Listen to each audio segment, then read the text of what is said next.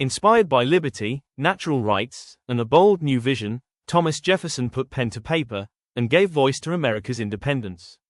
Welcome to Oliver's History Project, where you'll learn the exciting true history in the novel, The Unlikely Life of Oliver Atkinson.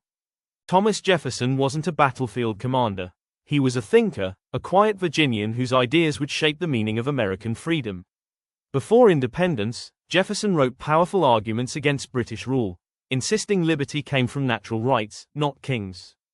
In 1775, Jefferson joined the Second Continental Congress. Though soft-spoken, his clear, elegant writing quickly stood out. Congress needed words the world would understand. Jefferson was young, respected, politically neutral, and had a gift for moral clarity. Jefferson worked alongside peers like John Adams, Benjamin Franklin, Roger Sherman, and Robert R. Livingston.